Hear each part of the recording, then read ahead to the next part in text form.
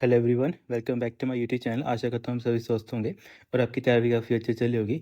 तो last time हमने जो हमारा लेक्चर नंबर सेकंड था हमारा पीएचपी का, वहाँ पे हमने बेसिकली एक देखा था कि हम कैसे अपना इन्वायरमेंट है पीएचपी का वो सेट करते हैं। इन्वायरमेंट हम क्यों सेट करते हैं? क्योंकि जो हमारी पीएचपी लैंग्वेज है वो हमेशा हमारी वेब सर्वर के ऊपर काम करती है। और मैंने ये चीज़ें समझा दी हैं कि वेब सर्वर क्या होता है और अलग अलग टाइप के सर्वर्स होते हैं वो काम क्या करते हैं। होता ये है कि जो हमारे सर्वर होते हैं वो कंप्यूटर ही होते हैं, पर वो हमेशा इंटरनेट पे 24/7 हमारे अवेलेबल होते हैं। प्लस सेकंड, वो हमारे नॉर्मल कंप्यूटर से काफ़ी पावरफुल होते हैं, तभी हम उनको क्या बोलते हैं, सर्वर बोलते हैं। और यही एग्जाम में पूछा जाता है कि most powerful computer on the web या फिर इंटरनेट, तो उसका राइट आंसर क्या आ जाता है, हमारा सर्वर। बाकी देखो यहाँ पे ये चीज़ हमने डिस्कस की थी कि जब हम अपने लोकल मशीन के ऊपर हमारा वेब सर्वर क्रिएट करते हैं, ताकि हम, क्योंकि मेन मोटिव क्या है हमारा, पीएचपी फाइल को एग्जीक्यूट करवाना, चला के देखनी है कि वो चलती कैसी है, उसकी आउटपुट क्या आएगी। तो उसके लिए हमें क्या करना पड़ता है, हमारी मशीन में वेब सर्वर इंस्टॉल करना पड़ता है। और वेब सर्वर हम कैसे इंस्टॉल करते हैं? बेसिकली हमारे पास कुछ एप्लीकेशंस होती हैं या फिर कुछ हमारे पास पैकेजेस होते हैं। वो पैकेजेस क्या करते हैं, हमारी मशीन के अंदर ही एक लोकल वेब सर्वर बनाने के लिए हमें हेल्प करते हैं। कौन कौन से होते हैं? विंडोज़ के लिए वैम्प होता है, XAMPP होता है, विंडोज़ प्लस लिनक्स दोनों में हम यूज़ करते हैं। वही हमारा जो लैम्प होता है वो हम यूज़ करते हैं लिनक्स या फिर उबंटू की कोई भी डिस्ट्रीब्यूशन, उबंटू बोलो या फिर लिनक्स बोलो, लिनक्स की कोई भी डिस्ट्रीब्यूशन है वहाँ पे हम किसका यूज़ करते हैं, लैम्प।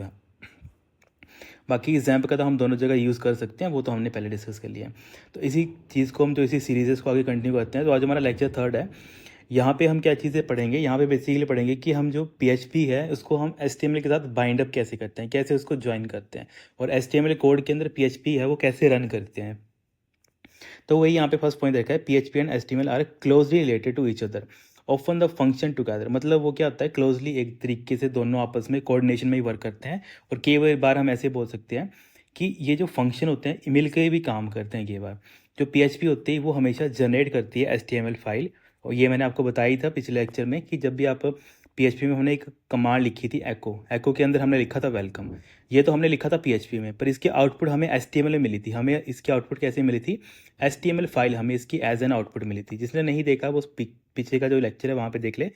देन यहाँ पे जो पीएचपी जनरेट करता है एचटीएमएल फाइल, तो एचटीएमएल जो पास करता है इन्फॉर्मेशन, वो किस वे में इन्फॉर्मेशन पास करता है, पीएचपी के वे में पास करता है। तभी हम क्या बोलते हैं, एक दूसरे से इंटरलेटेड होते हैं।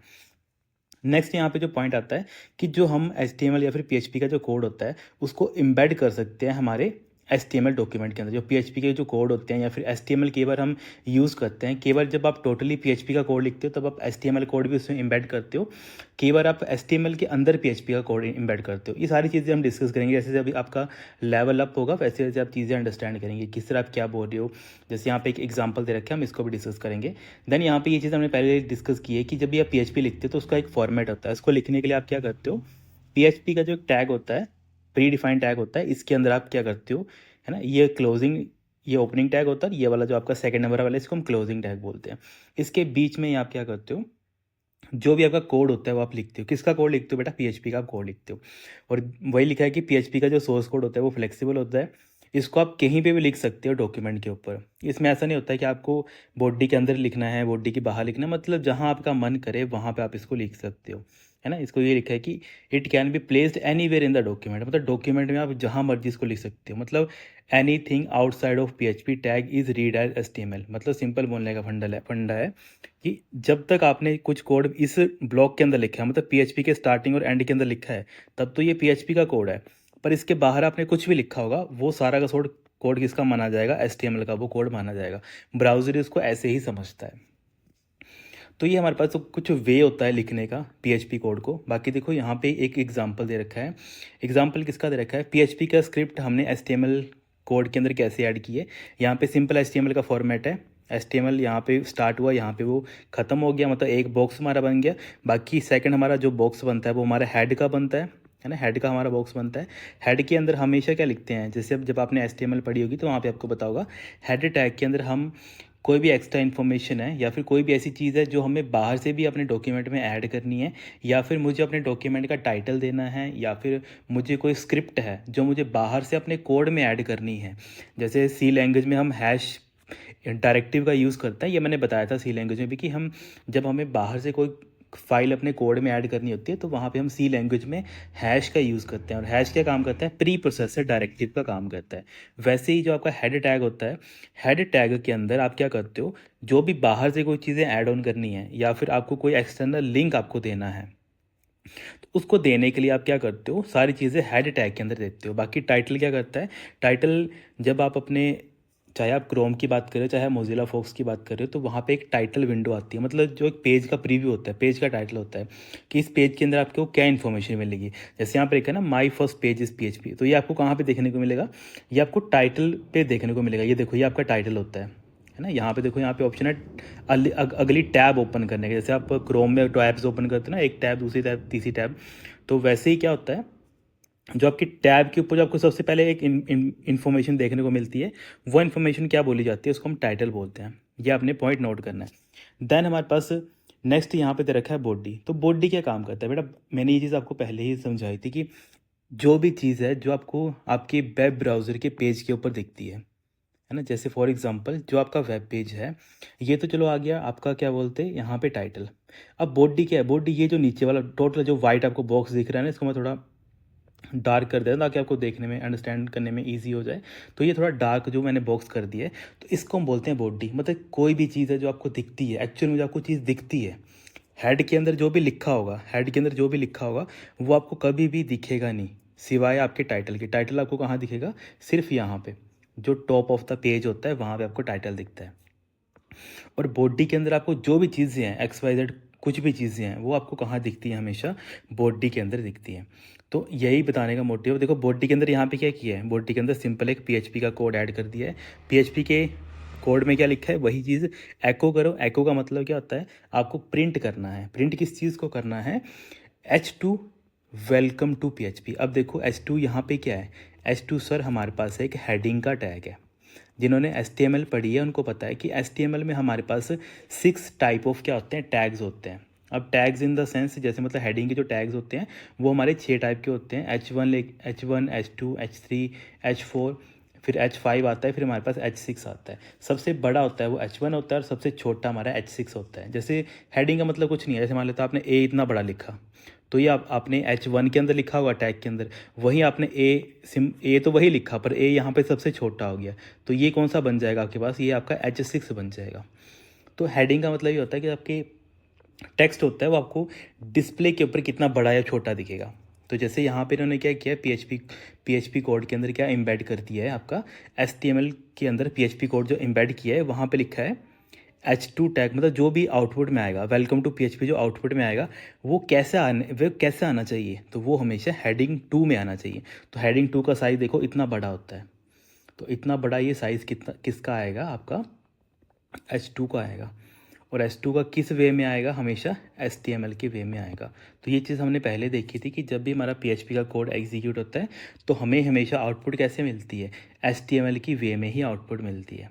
तभी वही चीज़ ऊपर यहाँ पे भी लिखी है कि PHP और जो HTML है वो क्लोजली एक दूसरे से रिलेटेड है ना। तो वही चीज़ है जो यहाँ पे मेंशन की है।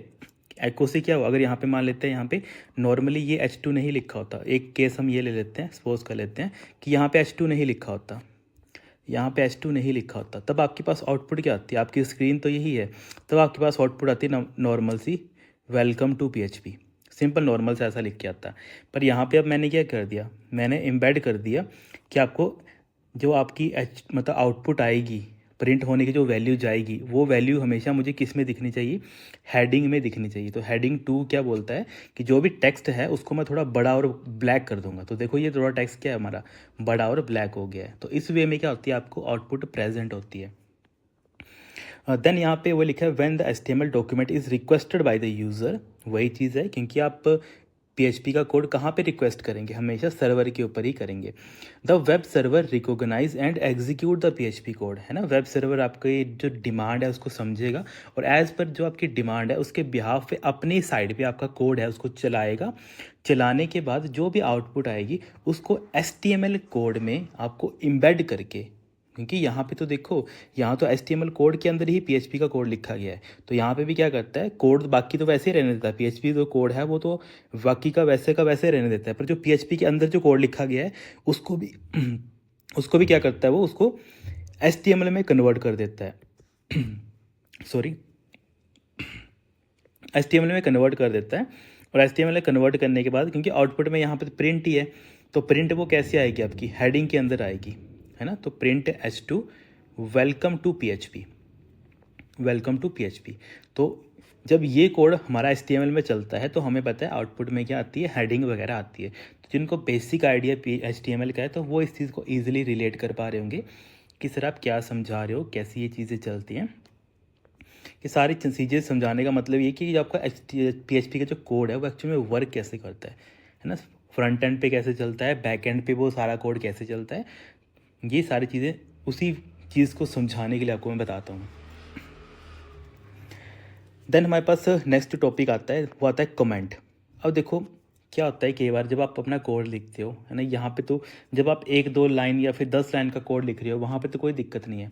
पर जहाँ पे कोई प्रोग्रामर उसको कोड करता है, जहाँ पे कोई एक्चुअल कोई प्रोग्रामर है वो अपना कोई प्रोग्राम बनाता है, तो वो प्रोग्राम ऐसा थोड़ा ना होता है 100 लाइन का, 10 लाइन का, 20 लाइन का। वो हमेशा चलता है मोर देन 10,000 20,000 इतनी इतनी बड़े बड़े लाइन्स का कोड होता है। और उसको क्या किया जाता है, छोटे छोटे टुकड़ों में तोड़ा जाता है। हमेशा जो बड़े बड़े प्रोग्राम होते हैं ना, उनको देखना छोटे छोटे टुकड़ों में तोड़ा जाता है। और जो छोटे छोटे टुकड़े जो तोड़े जाते हैं, इन्हीं टुकड़ों को हम क्या बोल देते हैं, मॉड्यूल्स बोल देते हैं। तो हर एक मॉड्यूल को अलग से आइडेंटिफाई करना कि जो ये मैंने कोड लिखा है, तो ये मैंने कोड किसके लिए लिखा है, उस चीज़ को बताने के लिए क्या किया जाता है, कमेंट दिए जाते हैं। और कमेंट क्या होते हैं, कमेंट सर हमारे पास कुछ ऐसे वर्डिंग होती है, मतलब ऐसे कुछ हमारे पास लाइंस ऑफ टेक्स्ट होता है जिसको हम रीड तो कर सकते हैं, पर इसको ब्राउज़र कभी भी एग्जीक्यूट नहीं करता है ना। क्योंकि ब्राउज़र इसको क्या कर देता है, इग्नोर कर देता है। क्योंकि जब ब्राउज़र बनाया गया था तो ब्राउज़र को ये चीज़ समझाई गई थी या फिर उसमें कोड की गई थी कि जब भी आपके पास कुछ इस टाइप के प्री डिफाइंड, क्योंकि ये सारी चीज़ें पहले से डिफाइन करके रखी हैं, तो कि आपके पास कुछ इस टाइप के सिंबल आएंगे और उन सिंबल के बीच में यूज़र ने कुछ भी लिखा होगा, आपने उसको कभी भी देखना नहीं है, उसको निगलेक्ट कर देना है कि वो उस कोड में एग्जिस्ट ही नहीं करता है।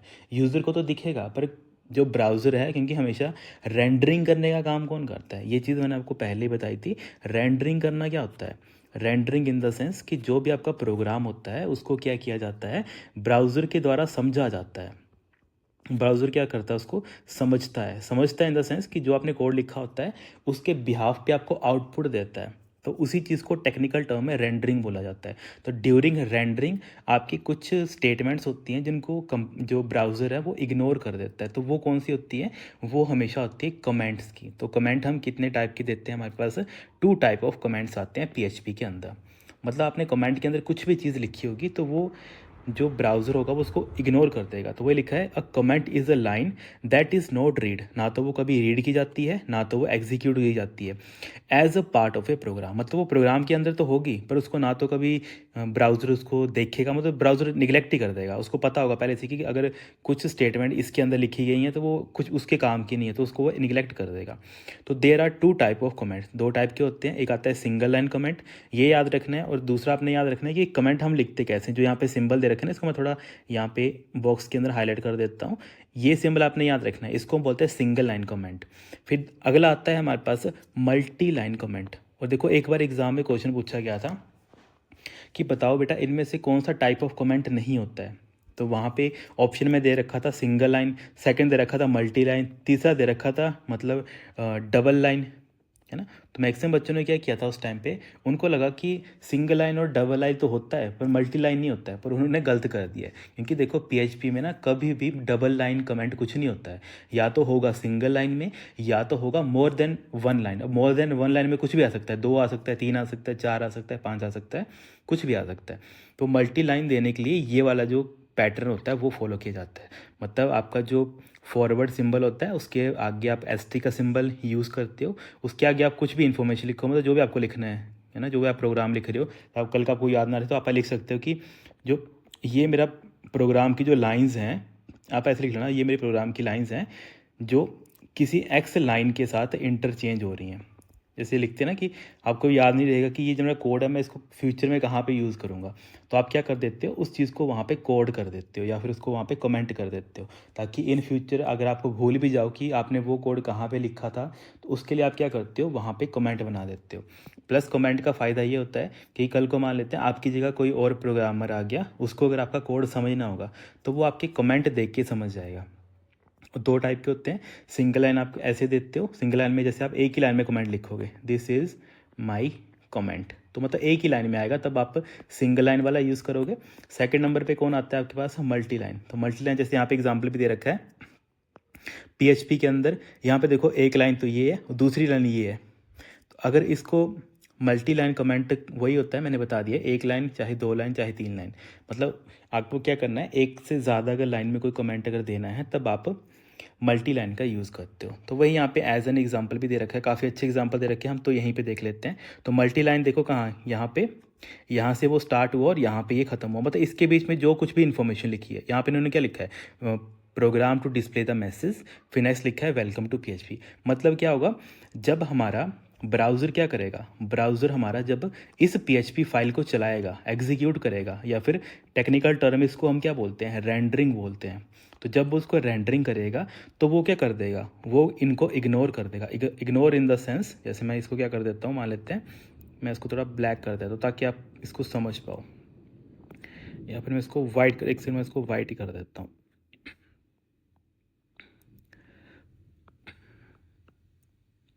ओके, तो इसको क्या कर देगा, वो इसको निगलेक्ट कर देगा, ठीक है। यहाँ पे चलो पूरा यहाँ पे वो नहीं हो रहा है, वाइट नहीं हो रहा है, पर आप इसको ऐसे समझ लो कि ये कंपाइलर इसको क्या कर देगा, इसको टोटली यहाँ पे ब्लैंक आउट कर देगा, मतलब इसको इग्नोर कर देगा।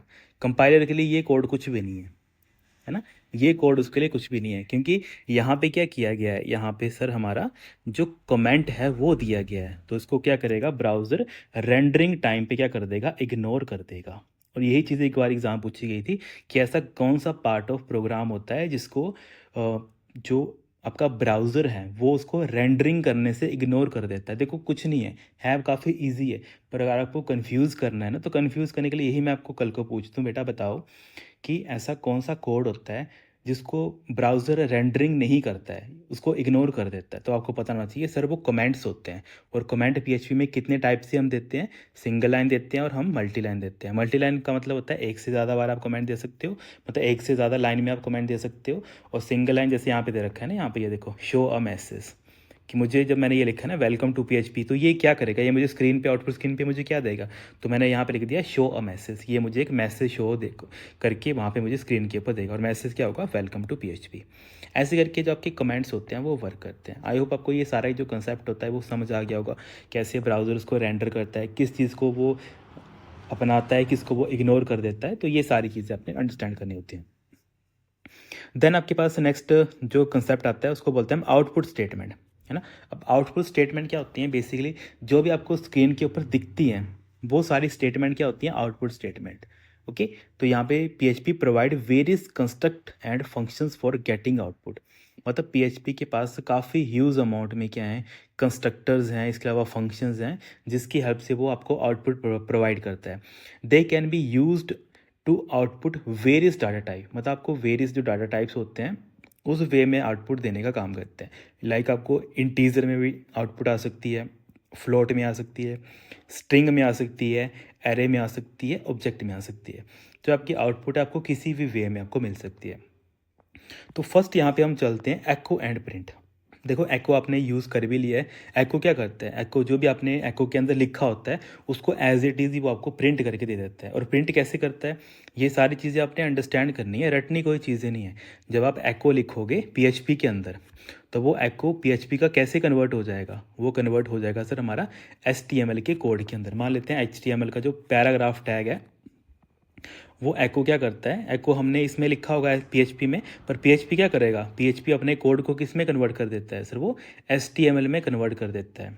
ये अपनी चीज़ अंडरस्टैंड करनी है हमेशा भी, जो भी पीएचपी का कोड है आपने हमेशा उसको सोचना है कि वो क्या करेगा, पीएचपी कोड जब चलेगा, चलने के बाद उसको पता होगा कि ये इसकी आउटपुट आएगी, तो उस आउटपुट का एचटीएमएल कोड हमें ब्राउज़र को प्रोवाइड करके देगा, और ब्राउज़र उसको समझेगा और आपको प्रिंट करके आपकी स्क्रीन पर दे देगा। ये चीज़ आपने समझनी है। तो यहाँ पे सबसे पहले देखो कि जो हमारे पास आउटपुट स्टेटमेंट आती है एको एंड प्रिंट ये कैसे वर्क करती है, क्या इनका मैकेनिज्म होता है। फर्स्ट दे रखा है in PHP there are 2 basic construct, 2 हमारे पास बेसिक कंस्ट्रक्ट होते हैं। फर्स्ट होते हैं हमारे पास एको, सेकंड आता है हमारे पास प्रिंट। ये हमेशा यूज़ किए जाते हैं display output on a web page, मतलब वेब पेज के ऊपर जो भी आपको आउटपुट दिखेगी उसको दिखाने का ये काम करते हैं। नेक्स्ट इंपॉर्टेंट पॉइंट यहाँ पे दे रखा है कि जो हमारे पास जो बोथ एको एंड प्रिंट हैं can output all type of data, मतलब जो भी डाटा है वो सारा इसको आउटपुट कर सकते हैं। But multiple output can be made only with the echo command. Okay, ये यहाँ पे इंपॉर्टेंट क्यों है, क्योंकि अगर आपको मैं बोलूँ कि अगर आपको एक से ज़्यादा कोई इन्फॉर्मेशन प्रिंट करनी है तब आप किसका सहारा लेंगे, एको का सहारा लेंगे कि प्रिंट कमांड का सहारा लेंगे। तब आप बोलेंगे सर हम वहाँ पे एको का सहारा लेंगे, क्योंकि एको क्या बोलता है, अगर आपको एक से ज़्यादा कुछ लाइन आउटपुट में लेकर जानी है तो आप एको का यूज़ करेंगे। पर वहीं अगर आपको सिंगल लाइन ही कोई प्रिंट करनी है तो उसके लिए आप प्रिंट का सहारा ले सकते हैं। डन। तो जब यहाँ पे इस चीज़ को कन्फ्यूज़न कहीं को क्रिएट हो रही है सर क्या बोल रहे हैं, तो एज एन एग्जांपल यहाँ पे आप अच्छे से समझ रहोगे। देखो यहाँ पे एक सिंपल सी स्क्रिप्ट लिखी गई है। बाकी देखो HTML का कोड पूरा नहीं लिखेंगे, जितनी आपकी रिक्वायरमेंट है जितना शॉर्ट करके हम आपको समझा पाएंगे उतना ही शॉर्ट इसको लिखेंगे। सबसे पहले देखो हमने क्या किया, PHP का कोड है, हमेशा पता है कहाँ से स्टार्ट होता है, यहाँ से स्टार्ट होता है और यहाँ पर वो ख़त्म होता है। ये बार बार रिपीट मैं इसीलिए कर रहा हूँ ताकि आपके मन में जो भी डाउट रहे वो ना रहे। ये हमारा स्टार्टिंग पॉइंट है PHP का और ये हमारा एंडिंग पॉइंट है। हम बात कर रहे हैं एको एंड प्रिंट की। एको का क्या मतलब होता है, जैसे यहाँ पे मैंने एको लिखा है, एको मैंने क्या लिखा, वेलकम टू PHP, और यहाँ पे BR टैग यूज़ किया है। कईयों को नहीं पता है तो BR आप हमेशा ऐसे समझते हो, इसको हम बोलते हैं लाइन ब्रेक। ओके, इसको आप क्या बोलते हो, BR को, इसको आप बोलते हो लाइन ब्रेक। अब लाइन ब्रेक का क्या मतलब होता है, जैसे आप नॉर्मली कुछ भी इंफॉर्मेशन लिखते हो, जैसे मान लेते हैं मैंने ऐसे लिखा, this is our PHP classes, है ना, PHP क्लासेस। उसके बाद मैंने इसके आगे कुछ नहीं लिखा, इसके बाद मैंने कहाँ पे लिखा, मैंने अगली लाइन में लिखा, ठीक है, मैंने लिख दिया hello my dear students, my dear students, मैं ऐसे ऐसे करके लिख दिया। मतलब मैंने क्या किया, क्लासेस से आगे मैंने जो खाली स्पेस था वहाँ पे मैंने कुछ नहीं लिखा, मैंने क्या कर दिया, जो अगली लाइन थी उसको अलग अगली लाइन से स्टार्ट कर दिया। तो यही काम HTML में जो हमारा BR टैग है वो करता है ना। ये चीज़ समझाने का मोटिव था ताकि आप इस चीज़ को अंडरस्टैंड कर पाओ कि BR यहाँ पे क्यों यूज़ किया गया है। तो BR यहाँ पे इसलिए यूज़ किया गया है कि जब भी वेलकम टू PHP लिखूंगा, इसके आगे जो भी स्टेटमेंट दे रखी है इसके आगे क्या है, यहाँ पे वेलकम टू वेब प्रोग्रामिंग, तो ये हमारे पास कहाँ आएगा, अगली लाइन में आएगा, मतलब निचली लाइन में वो आएगा। ओके, तो वही यहाँ पे देखो एको के अंदर स्टेटमेंट मुझे क्या समझाना है, यहाँ पे मुझे ये समझाना है कि जो आपकी एको होती है उसमें देखो आपने एक स्टेटमेंट तो ये लिखी, दूसरी स्टेटमेंट आपने कॉमा लगा के ये लिख दी। इसका मतलब है सर हमारी जो एको है वो क्या काम करता है, एको हमारा काम करता है मल्टीपल आउटपुट आप एक लाइन में लिख सकते हो। एको का क्या फंडा आता है, एको बोलता है कि आप मेरे अंदर मल्टीपल लाइंस को क्या कर सकते हो, लिख सकते हो, ठीक है, मल्टीपल लाइन आप क्या कर सकते हो, राइट कर सकते हो एट वंस। यहाँ पे मैंने चलो 2 लिखी है, कल को मैं 3 लिख दूँ, 4 लिख दूँ, 5 लिख दूँ, जितनी मर्जी लिख दूँ, पर मुझे कॉमा कॉमा लगा के लिखना पड़ेगा, वो तो पता ही है सभी को।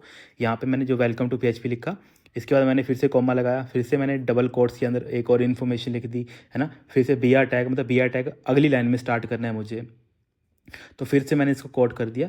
और लास्ट में हम किसका यूज़ करते हैं, टर्मिनेटर का यूज़ करते हैं। ये मैंने आपको पिछली क्लास में ही बताया था कि PHP लैंग्वेज ये बोलती है आप लास्ट में बेशक टर्मिनेटर यूज़ मत करो। अब लास्ट कहाँ पे होगा, इस लाइन का लास्ट ये वाला, इस प्रोग्राम का पूरा लास्ट ये वाला नीचे वाला, है ना, यहाँ पे बेशक आप जो है टर्मिनेटर का यूज़ मत करो, पर इससे पहले हैं उन सभी में आपको टर्मिनेटर यूज़ करना ही पड़ेगा, ये मस्ट है। ये मैंने आपको चीज़ लिखवाई भी थी, तो ये आपने नोट करना है। तो यहाँ पे चलो अभी मैं इरेज कर देता हूँ, यहाँ पे ऑटोमेटिकली लिखा हुआ है।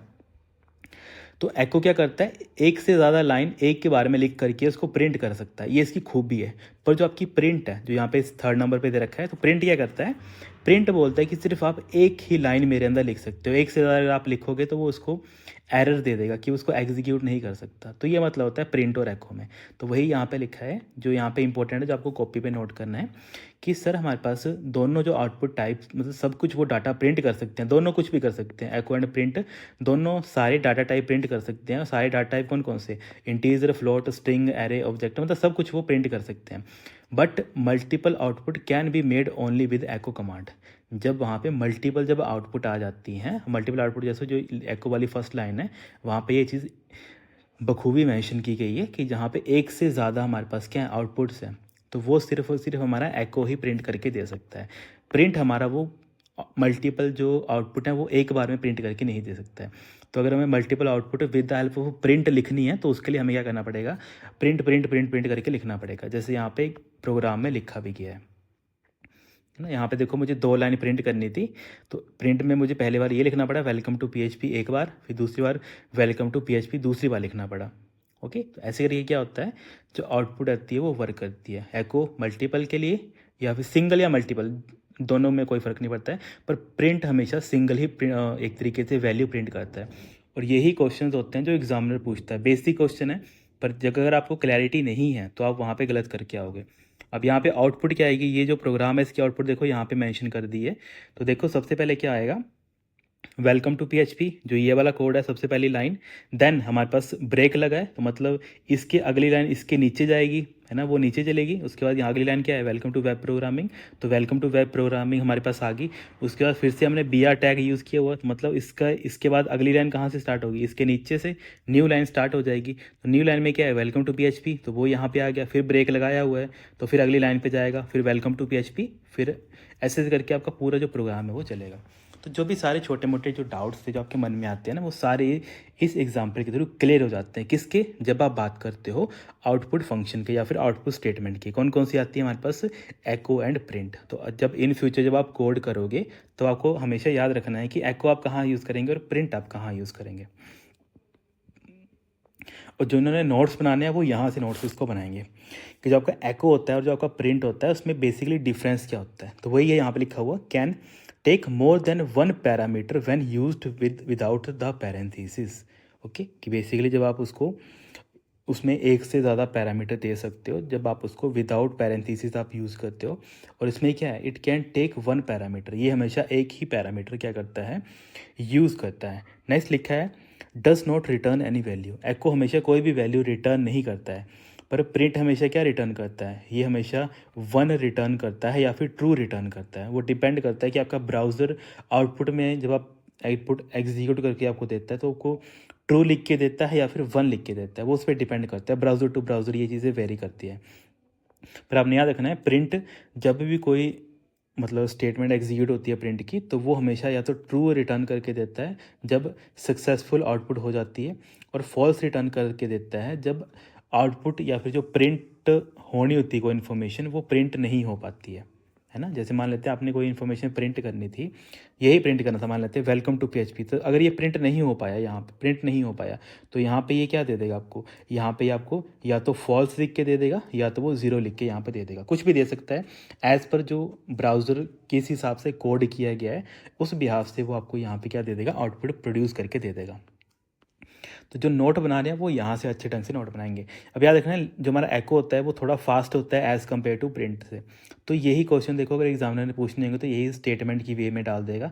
फिर आपसे पूछेगा कि बताओ इनमें से कौन सी दो स्टेटमेंट है वो ठीक है, कौन सी दो स्टेटमेंट है जो गलत है। तो आपको ये सारी चीज़ें अंडरस्टैंड करनी, रटनी कुछ चीज़ें नहीं है। और जो प्रिंट है वो थोड़ा बहुत स्लो होता है, बस बाकी ज़्यादा डिफरेंस नहीं है। तो इनको आपने क्या करना है, नोट करना है। फिर जो हमारे पास नेक्स्ट आता है, जो हमारे पास आउटपुट स्टेटमेंट, वो कौन सी आती है, वैरडम। देखो सबसे पहले हमने कौन सी पढ़ी, एको एंड प्रिंट पढ़ा। देन हमारे पास नेक्स्ट जो आउटपुट की स्टेटमेंट आती है वो आती है हमारे पास वैर टेम्प। मतलब यहाँ पे आप क्या करते हो, ये हमारे पास बेटा एक ऐसा फंक्शन होता है जो क्या काम करता है, use to display both data type and value of the variable. अब यहाँ पे इसका क्या मतलब होता है कि जिस टाइप का डाटा टाइप है और उसकी क्या वैल्यू है, अगर आपको दोनों चीज़ें देखनी है तो उसके लिए आप किसका यूज़ करते हो, वैर टेम्प का आप यूज़ करते हो। अब यहाँ पे it can be use to display, ये क्या क्या चीज़ें डिस्प्ले कर सकता है, इंटीजर कर सकता है, फ्लोट कर सकता है, स्ट्रिंग कर सकता है, एरे कर सकता है, ऑब्जेक्ट कर सकता है। मतलब जो भी इन्फॉर्मेशन है आउटपुट में, जो भी इन्फॉर्मेशन आएगी वो सारी की सारी चीज़ें वहाँ पे डिस्प्ले हो जाती हैं। अब इंपॉर्टेंट क्या है इसका, सिंटेक्स। अब सिंटेक्स क्या होता है, जैसे आप ग्रामर में पढ़ते हैं ना कि कुछ प्री डिफाइंड रूल्स होते हैं, तो सिंटेक्स भी क्या होता है, जब आप वैर डंप को यूज़ करना चाहोगे तो उसके लिए भी एक प्री डिफाइंड रूल है। सबसे पहले तो आपको वैर डंप लिखना पड़ेगा, उसके बाद आपको ब्रैकेट स्टार्ट करने के बाद वेरिएबल 1, फिर वेरिएबल 2, फिर ऐसे करके जितने आपको वेरिएबल वहाँ पे प्रिंट करवाने हैं वो आपको यहाँ पे लिखने पड़ेंगे। अब इसी चीज़ को समझाने के लिए एक छोटा सा एग्जांपल हम देख लेते हैं। देखो पीएचपी हमने लिख लिया, पीएचपी यहाँ से हमारा स्टार्ट हुआ, यहाँ पे हमारा ख़त्म हो गया। अब इन बिटवीन हम क्या करते हैं, इन बिटवीन हम यहाँ पे देखो क्योंकि यहाँ पे मैंने आपको अभी तक वेरिएबल का कंसेप्ट नहीं पढ़ाया, पर यहाँ पे सिंपल ऐसे समझ लो कि जब भी डॉलर लिखा जाता है तो डॉलर किस चीज़ को रिप्रेजेंट करता है। डॉलर के आगे आप कोई भी इंफॉर्मेशन लिखोगे तो वो क्या होते हैं, बेसिकली वेरिएबल होते हैं। और वेरिएबल हमेशा हमारे डॉलर साइन से स्टार्ट होते हैं, ठीक है। डॉलर के अलावा इसको ऐसे हम लिखते हैं डॉलर, इसके अलावा कोई भी वेरिएबल का नाम, ओके, नेम ऑफ वेरिएबल, ऐसे करके आप क्या करते हो, वेरिएबल डिक्लेयर करते हो। साथ में जो भी कोई वेरिएबल की जो वैल्यू है उसको भी आप यहाँ पे ऐसे कर सकते हो, डिक्लेयर कर सकते हो। और वेरिएबल हमने पहले ही पढ़ा है, तो वेरिएबल होते क्या है, बेसिकली आप किसी मतलब मेमोरी लोकेशन को क्या करते हो, एक वैल्यू प्रोवाइड करते हो, तो उसको हम क्या बोल देते हैं, वेरिएबल बोल देते हैं। सिंपल इन द सेंस, जैसे मैं बोल दूँ कि आपकी एक मेमोरी है ना, उस मेमोरी का आपने यहाँ पे तो उसका नाम 101 है, पर आपने क्या कर दिया, 101 की जगह उसका नाम कितना कर दिया, A1 कर दिया। ओके, तो A1 C में आप अलग तरीके से डिक्लेयर करते हो, अलग अलग लैंग्वेज में लिखने का तरीका अलग होता है, कंसेप्ट सारे सेम होते हैं। यहाँ पे जो वेरिएबल नेम है तो A1 मैंने कर दिया, पर यहाँ पे ब्राउज़र को बताने के लिए, कि जो मैंने A1 लिखा है ये मेरा एक वेरिएबल है, तो उसके लिए हमें एक स्पेशल सिंबल यूज़ करना पड़ता है, किसमें, PHP लैंग्वेज में। और ये चीज़ पता नहीं कितनी बार एग्जाम में पूछी गई है कि ऐसा कौन सा स्पेशल सिंबल है जो वेरिएबल डिक्लेयर करने के लिए यूज़ किया जाता है PHP में। तो वो कौन सा सिंबल होता है बेटा, वो डॉलर होता है। और डॉलर सिंबल आपने कहाँ पे पढ़ा है, डॉलर सिंबल जब आप एक्सेल पढ़ते हो वहाँ पे आपने डॉलर सिंबल के बारे में पढ़ा है। एक्सेल में डॉलर सिंबल आप यूज़ करते हो किसके लिए, जब आपको एब्सोल्यूट रेफरेंस देना होता है ना, एब्सोल्यूट रेफरेंस जब आपको देना होता है वहाँ पे एक्सेल में पढ़ते हो। क्योंकि बच्चों में ना एकदम से क्यूरियोसिटी जाग जाती है कि सर हमने डॉलर सिंबल कहीं और भी पढ़ा भी है, पर मेरे को याद नहीं आ रहा कहाँ पढ़ा है। तो डेटा आपने जो डॉलर सिंबल होगा वो एब्सोल्यूट रेफरेंस में पढ़ा होगा।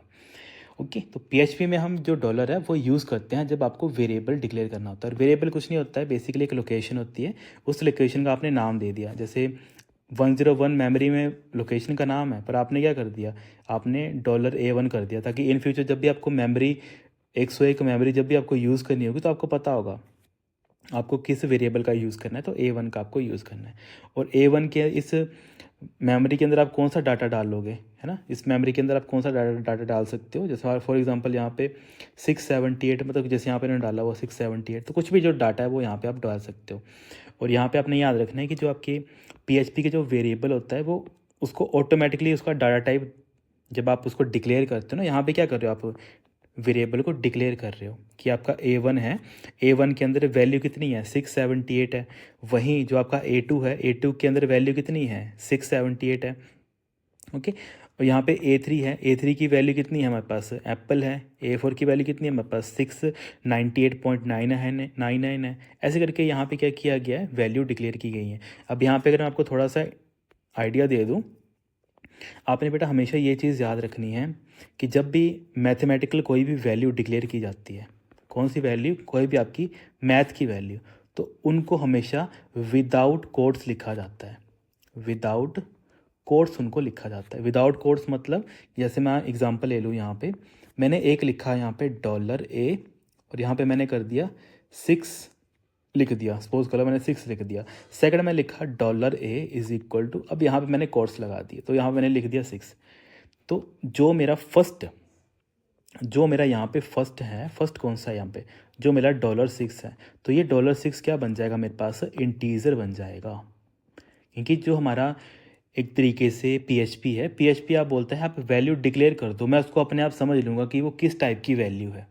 तो इसने क्या देख लिया, क्योंकि यहाँ पे कोट्स नहीं लगे हैं, कोट्स इन द सेंस जो ये वाले कोट्स होते हैं ना, ये वाले कोट्स नहीं लगे हैं, तो इसको वो इंटीजर समझ गया कि ये इंटीजर वैल्यू है। पर यहाँ पे देखो सेकंड, अगर आप सेकंड स्टेटमेंट अगर ध्यान से देख पा रहे हो, तो यहाँ पे मैंने क्या लगाया हुआ, यहाँ पे मैंने 6 के आगे क्या लगाए हो, आगे पीछे क्या लगाया हो, कोट्स लगाया हुआ। तो इसका मतलब है ये किस टाइप की वैल्यू बन जाएगी, ये हमारी स्ट्रिंग वैल्यू बन जाएगी, है ना। स्ट्रिंग हम क्या बोलते हैं, जो हमारे पास करैक्टर वगैरह होते हैं ना, जैसे ABCD, है ना, तो ABCD भी हम कैसे लिखते हैं, तो ABCD भी हम क्या करते हैं, हम हमेशा डबल कोट्स के अंदर ही लिखते हैं। तो टेक्स्ट वैल्यू याद रखना है, text value is always written inside the quotes. और जो टेक्स्ट की नहीं होती है, जो न्यूमेरिक वैल्यू होती है, वो हमेशा विदाउट कोट लिखी जाती है। तो यहाँ पे देखो ये जो एग्जांपल दे रखा है, तो एग्जांपल में आपको जो सेकंड वैल्यू है, तो सेकंड वैल्यू देखो ये कौन सी वैल्यू होगी, तो सर ये हमारी हमेशा स्ट्रिंग वैल्यू होगी। क्यों होगी, क्योंकि सर ये डबल कोट्स के अंदर लिखी गई है। और जो ऊपर वाली है वो हमेशा हमारी कौन सी वैल्यू हो जाएगी, वो हमारी इंटीजर वैल्यू हो जाएगी। ये छोटे छोटे पॉइंट्स आते हैं जो एग्ज़ाम में आपको कंफ्यूज करने के लिए डाले जाते हैं, तो सारे आपने समझने अंडरस्टैंड करने हैं। देन यहाँ पे जो अब आते हैं हमारे जो मेन कंसेप्ट के ऊपर, किसके ऊपर, वैर डैम्प के ऊपर। तो वैर डैम्प क्या करेगा, जो हमारे पास वैर डैम्प है इसके अंदर मैंने क्या क्या वैल्यू पास कर दी। मैंने बोला कि A1, इसके अंदर A1 की क्या वैल्यू आएगी, वही मैंने बोला नेक्स्ट वाले में A2 की क्या वैल्यू आएगी, A3 की क्या वैल्यू आएगी और A4 की क्या वैल्यू आएगी। और अगर आप वैर डम्प को अगर ध्यान से पढ़ोगे तो इसमें क्या लिखा है, ये एक ऐसा फंक्शन है जो आउटपुट में क्या देता है, मतलब display in the sense output. तो आउटपुट में क्या देता है, एक तो डाटा टाइप देता है कि जो आपने डाटा टाइप किस टाइप का डिक्लेयर हुआ है वो, साथ में उसकी वैल्यू क्या है, उसकी वैल्यू क्या है। तो देखो सबसे पहले अगर आप बात करो $A1 की, तो $A1 किस टाइप का डाटा टाइप है, क्योंकि 678 है तो ये सर हमारे पास इंटीजर है। तो यहाँ पे क्या आ जाएगा, इंटीजर आ जाएगा, प्लस इंटीजर की वैल्यू कितनी है सर, वैल्यू इसकी 678 है। तो फर्स्ट के लिए आउटपुट क्या आएगी, फर्स्ट के लिए आउटपुट स्क्रीन पे आपको ये देखने को मिलेगा। सेकंड आपको जो आपका सेकंड है, सेकंड क्या आपके पास स्ट्रिंग है ना, तो सेकंड आपको क्या देखने को मिल जाएगा, स्ट्रिंग देखने को मिल जाएगा। स्ट्रिंग में वैल्यू कितनी है, यहाँ पे स्ट्रिंग के अंदर वैल्यू है यहाँ पे आपके पास डबल कोट्स के अंदर 678 यहाँ पे वैल्यू है। तो ऐसे करके क्या होगा, जो आपका वैर डंप फंक्शन है वो वर्क करता है। मतलब एक तो वो उसका डाटा टाइप बताता है कि जो एक्चुअल में जो वैल्यू स्टोर की गई है वो किस टाइप के डाटा टाइप को होल्ड कर रही है, जैसे वो इंटीजर है, करेक्टर है, फ्लोटिंग पॉइंट वैल्यू है, वो चीज़ बताने का वो काम करता है।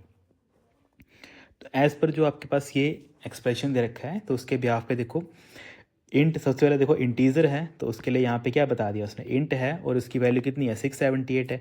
देन आपके पास स्ट्रिंग है और स्ट्रिंग का साइज़ कितना है, स्ट्रिंग का साइज़ 3 है, मतलब 6, 7 और 8 है ना। स्ट्रिंग का साइज़ कितना है यहाँ पे 3 है, 1, 2, 3। तो उसने बोल दिया स्ट्रिंग है जिसका साइज़ 3 है और उसके अंदर वैल्यू कितनी है, उसकी वैल्यू है 678। तो कल को मान लो मैंने यही लिख दिया $A2, इसके अंदर मैंने डाल दिया, मान लेते हैं किसी का भी नाम डाल दिया, सपोज कर लेते हैं मैंने डाल दिया मान लेते मैंने अमन डाल दिया, सपोज कर लो ना, अमन मैंने कुमार डाल दिया यहाँ पे। ओके, तो इस टाइम पे इसकी आउटपुट क्या आएगी, एक तो बता देगा कि वो हमारे पास स्ट्रिंग है, प्लस स्ट्रिंग में कितनी वहाँ पे वैल्यूज़ हैं। तो आप देखोगे 1, 2, 3, 4 और यहाँ पे स्पेस भी है बेटा एक, है ना। तो ये आएगा 4, फिर 5, 6, 7, 8 और 9। तो स्ट्रिंग में 9 वैल्यू हैं और वो 9 वैल्यू कौन कौन सी है, 9 वैल्यू वही आ जाएगा अमन और यहाँ पे कुमार। ऐसे करके वो हमें क्या दे देगा, आउटपुट में हमें दिखा देगा। देन हमारे पास अगला जो स्ट्रिंग है, अगले स्ट्रिंग में देखो 5 एक तरीके से कैरेक्टर्स हैं, अल्फ़ाबेट्स हैं। तो उसने बता दिया कि आपका अगला जो स्ट्रिंग है उसमें 5 कैरेक्टर्स हैं या फिर 5 अल्फ़ाबेट्स हैं और उसके उसमें कौन सी वैल्यू है, एप्पल पड़ी हुई है। देन उसके बाद जो नेक्स्ट है वो बता देगा, वो हमारे पास फ्लोट वैल्यू है। फ्लोट वैल्यू वही होती है जो पॉइंट्स वाली वैल्यू होती है, जैसे 1.2, 3.14 है ना, ऐसे करके जो वैल्यूज़ होती हैं वो फ्लोट वैल्यूज़ होते हैं। तो इसने यहाँ पे बता दिया कि ये फ्लोट है और इसकी ये वैल्यू यहाँ पे ये है। तो ऐसे करके होता है, तो ज़्यादा टफ नहीं है, बस यहाँ पे जो एग्जामिनर है आपको कंफ्यूज करने के लिए किस किस वे में क्वेश्चन आपसे पूछ सकता है वो आपने अंडरस्टैंड करना है। बाकी जो कंसेप्ट है, कंसेप्ट तो सेम ही रहेंगे। तो आउटपुट जो फंक्शन से जो एग्ज़ाम में पूछे जाते हैं वो हमने यहाँ पे कवर कर लिए। देन हमारे पास जो नेक्स्ट टॉपिक आता है फंडामेंटल। अब यहाँ से जो पूरी थ्योरी है वो स्टार्ट हो जाएगी। इससे पहले जो सारी चीज़ें थी वो बेसिक थी कि कैसे आप सेटअप करते हो, क्या आप आउटपुट कैसे स्क्रीन पे प्रिंट करते हो, आउटपुट के साथ मान लो कल को आपको देखना पड़ता है कि, क्योंकि ये सारी चीज़ें तब यूज़ की जाती है जब एक्चुअल में कोड करते हो, क्योंकि आपको छोटे छोटे एरर्स दिखते हैं कि कुछ जो वैल्यूज़ है वो वहाँ पे एंटर नहीं हो रही हैं, है ना। आपने डाटा टाइप ही अलग डिक्लेयर कर दिया हुआ और जो आपका वैल्यू है वो एक्चुअल में कोई और है। तो वो सारी चीज़ें देखने के लिए आप क्या करते हो, वैर डंप का यूज़ करते हो। तो यहाँ पे आज हम स्टार्ट करते हैं किस चीज़ के बारे में, फंडामेंटल ऑफ पीएचपी। तो पीएचपी में जो भी बेसिक चीज़ है वो यहाँ पे हम डिस्कस कर लेते हैं। तो वही लिखा है कि यहाँ पे हम डिस्कस करेंगे वेरिएबल के बारे में, डाटा के बारे में और ऑपरेटर के बारे में। तो सबसे पहला जो कंसेप्ट आता है यहाँ पे वेरिएबल। तो वेरिएबल क्या होता है, variable name start with the dollar sign. हमेशा मैंने जो आप ऊपर भी मैंने बता दिया कि वेरिएबल क्या होता है, वो हमेशा डॉलर साइन के साथ स्टार्ट होता है, किस में, पीएचपी लैंग्वेज में।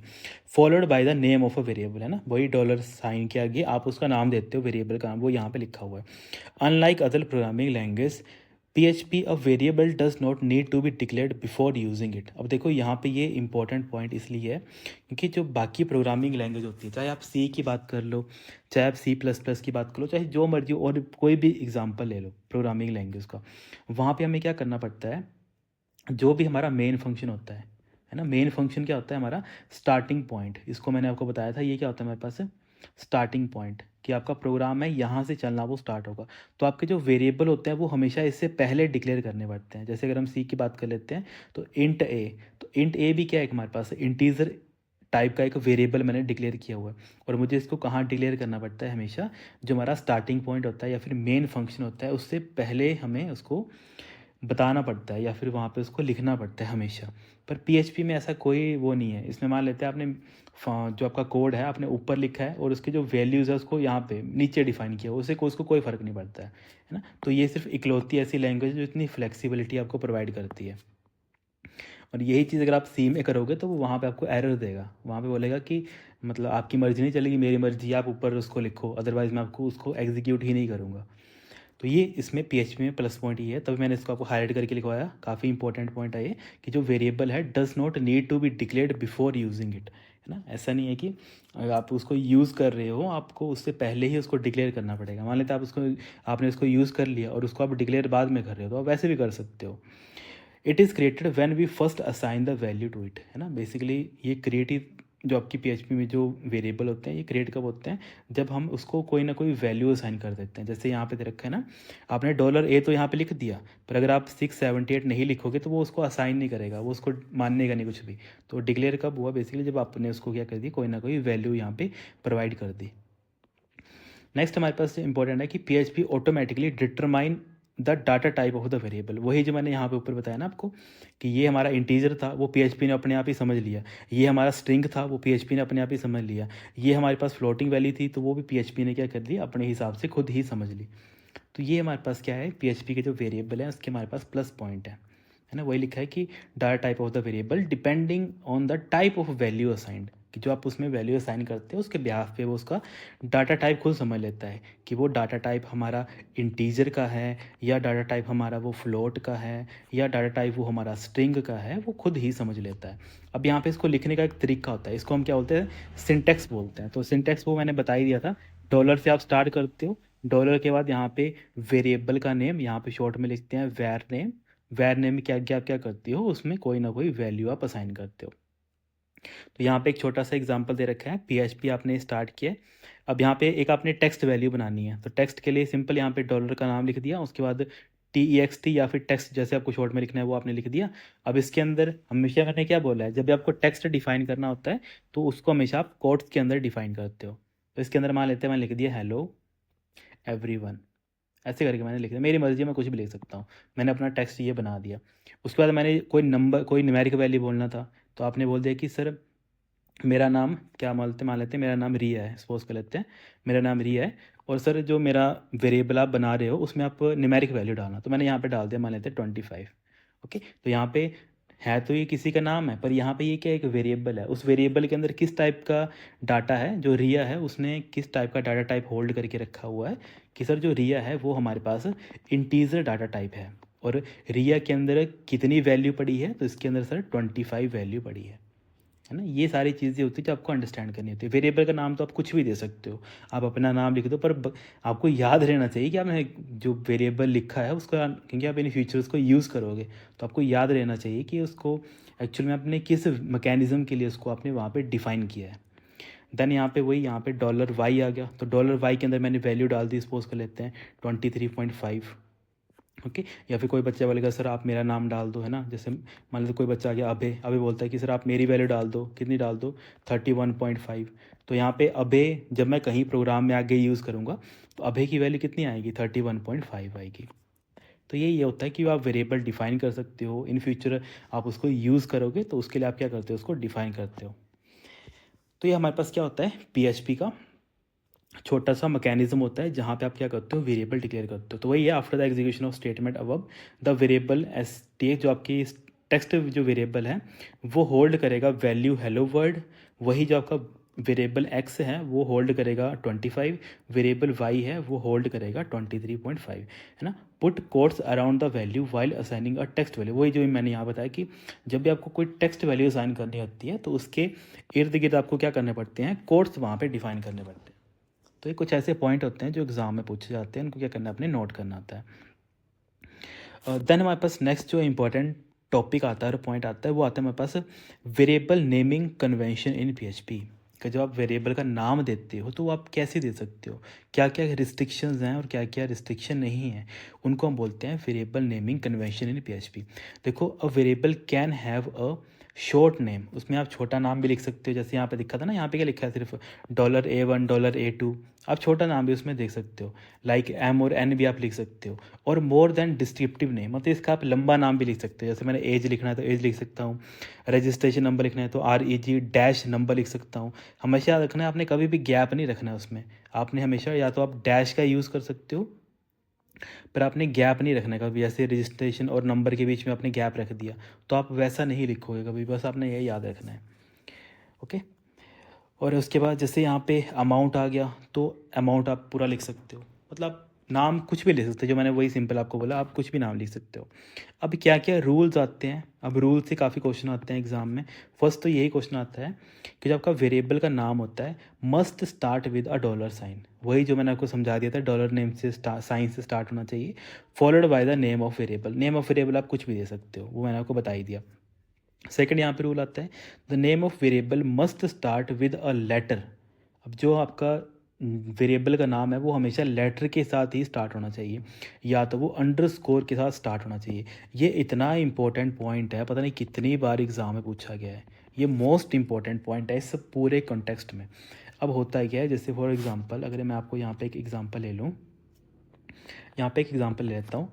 आपने वेरिएबल डिक्लेयर कर दिया एक $1 ABC is equal to 10। Second example आ गया आपका $A123 is equal to 10। Third example आपका आ गया $1-A123 is equal to 10। Okay, fourth example आ गया आपका डॉलर, यहाँ पे अंडरस्कोर, फिर यहाँ पे आपका आ गया ABC इज़ इक्वल टू 10।